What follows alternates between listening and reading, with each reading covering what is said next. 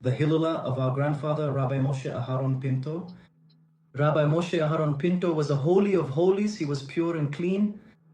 My beloved brother, the dear Rabbi Menachem, told us a first-hand account that he spoke with a great rabbi, a righteous man dear to us, Rabbi Benayahu Shmueli, and that Rabbi Benayahu Shmueli told him and said to him that one day he and Rabbi Mordecai Sharabi went to the grandfather, to Rabbi Moshe Aharon Pinto, and spoke with him.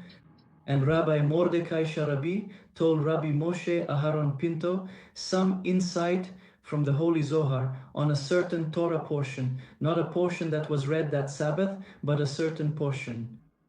And when he finished saying the insight, Rabbi Moshe Aharon Pinto said to Rabbi Mordecai Sharabi, "Forgive me." And Rabbi Moshe Aharon Pinto began to recite the entire portion of the Zohar by heart and told him everything and said to him, "Look, the insight you are saying is taking, and he dismantled his insight for him." Rabbi Mordecai Sharabi left and was shaken. Rabbi Moshe Aharon Pinto, when the Holocaust was happening in Europe, in Germany, Rabbi Moshe Aharon Pinto sat in his house for 40 years. He did not leave the threshold of his house, and all day he would sit and study the Holy Zohar, delving into the Holy Zohar, and he was pure and clean. After all, what does the study of the Holy Zohar do? Refining the mind. When a person studies the Zohar, their mind is refined, and even if a person does not understand what they are studying, even if a person reads the Zohar and does not understand what they are reading, it refines the mind. The Rabbi washes us of our nakedness. It refines a person's mind when a person studies and reads the Holy Zohar.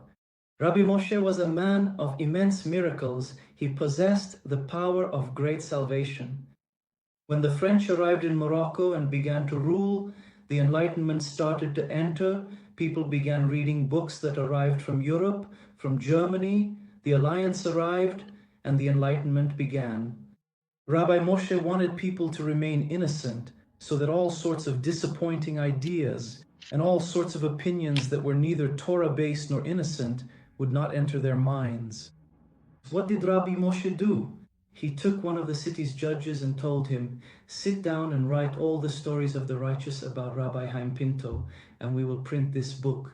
Instead of books arriving from France, Germany, and all sorts of places that have secular education and heresy, people will remain innocent, remember stories of the righteous, read stories of the righteous, and be innocent with the stories of the righteous. That rabbi, a judge of the city, began to collect all the stories about Rabbi Chaim Pinto and gathered them into a book. When he had collected them into a book, he came to Rabbi Moshe and told him, "It needs to be printed, but it costs a lot of money." Back then, it wasn't like today with printing where you can print quickly. Everything was very expensive and there was no money. What did Rabbi Moshe Aharon Pinto do? He went and gave them some lottery numbers and told them, "Go hold a raffle, and from that raffle, the money that comes in will be exactly enough for the books that need to be printed." They held the raffle, and at night they came and told him, "The amount needed to print the book here, we received it from the raffle." And this was not the first time. A second time, Rabbi Moshe Aharon Pinto wanted to send his children, so they wouldn't be corrupted in Morocco, to send them abroad to study, to England, to study Torah, and it cost a lot of money. 60, 70 years ago, that cost a lot of money. Where would he get the money to send them? He called his wife and told her, "Here are the lottery numbers, fill them out. All the money needed to send them to study Torah abroad, here it is in the lottery. This way, there will be money to send them to study Torah." A day passed, and so the money that was needed to send the children so they wouldn't be corrupted in Morocco, that was the money they received to go and study Torah. Once again, Rabbi Moshe Aharon Pinto wanted to move to the land of Israel. He didn't have money, so he went and filled out the lottery numbers. He said, "These are the numbers. With these numbers, we will have the money to move to the Holy Land." He filled out the numbers. These were the numbers that won the lottery, and he had the money to move to the Holy Land to study Torah.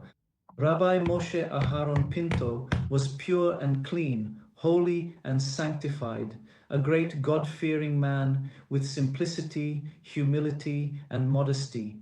We remember the modesty he possessed.